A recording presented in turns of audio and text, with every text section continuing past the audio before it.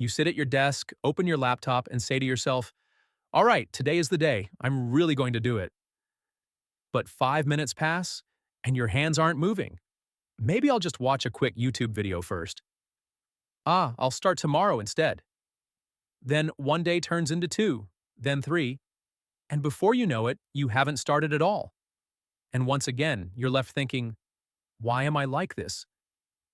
At the beginning of every new year, we tell ourselves, this time will be different. But a few weeks later, we're back to square one. Why is starting so difficult? And more importantly, how can we make it easier? To answer that, we first need to understand why we struggle to start in the first place. The real reason why starting feels so hard. The answer is simple. We're governed by the law of inertia. You've probably heard of Newton's first law of motion, or the law of inertia.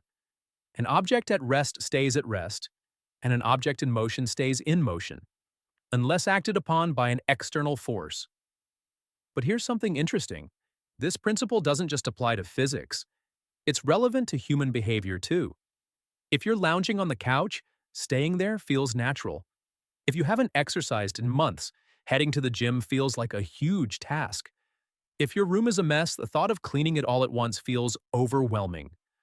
The reason we procrastinate isn't laziness. It's because breaking inertia requires effort. So if starting is this challenging, how can we make it easier? The key is to use inertia to our advantage. Two sides of inertia: negative versus positive. So is inertia always a bad thing? Actually, no. Inertia has two faces. Negative inertia happens when we're stuck in procrastination. We keep telling ourselves, I'll do it tomorrow, but tomorrow never comes. This cycle repeats, keeping us inactive. Positive inertia, on the other hand, is when a small action leads to greater achievements. Once we take that first step, momentum builds on its own.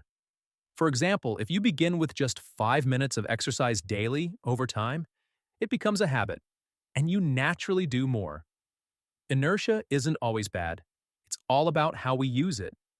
If we can shift from negative to positive inertia, getting started becomes effortless. So how do we do that? The first step is simple. Just begin. The hardest part is getting started. But if we lower the barrier to entry, even the smallest step can break inertia. For example, instead of I have to work out for an hour, I'll just stretch for 2 minutes. Instead of I have to clean my whole room, I'll just tidy up my desk for 2 minutes. That one small action breaks inertia, making the next steps easier. Now, let's go over 3 practical ways to make starting easier. Chapter 1. Make the first step stupidly small. One of the biggest mistakes people make is setting goals that are too big from the start. I'll run 6 miles every day starting today. I'll clean my entire room this weekend. These goals might sound great, but they're so overwhelming that you never even begin. Instead, make the first step ridiculously easy. Why? When a task feels too big, our brain resists it. But when it's tiny, it feels doable. And that's all you need to break inertia. Try this. I'll exercise for just 2 minutes. I'll clean up just 3 items from my desk. I'll open the file and just write 1 sentence. At first, you might think, what difference does 2 minutes make? But once you start, you'll often end up doing much more than you planned. This is called the 2-minute rule. It's a simple but powerful trick used by productivity experts and habit coaches everywhere. If something feels hard, tell yourself you'll do it for just 2 minutes. Most of the time, you'll just keep going without even realizing it. Chapter 2. Stop trying to start perfectly. Ever feel like you have to get everything just right before you start? Maybe you've told yourself, I need to learn more first. I should plan everything out. What if I mess up? But here's the truth. That perfect moment, it never comes. Think about it. When was the last time you felt 100% ready for something big? You don't need to feel ready to start. You just need to start. Even Steve Jobs didn't wait until the iPhone was perfect before launching it. They put it out there, improved it, and kept refining it. And it's not just Apple. Every successful company, creator, or athlete, they all started imperfectly. A messy start is still better than no start. Forget perfection. Focus on progress. Chapter 3. Change your environment. Your surroundings shape your actions more than you realize. We think willpower is everything, but most of the time, it's our environment calling the shots. Think about it. Ever mindlessly scrolled your phone just because it was there? Or grabbed a snack just because it was nearby? That's because humans naturally take the path of least resistance.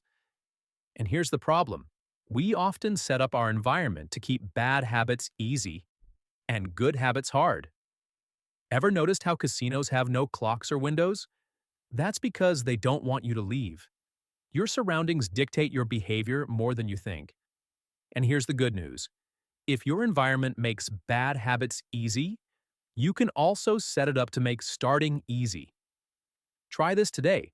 Move one thing in your environment to make starting easier. Want to drink more water? Keep a bottle on your desk. Want to stop hitting snooze? Put your alarm across the room. Want to exercise more?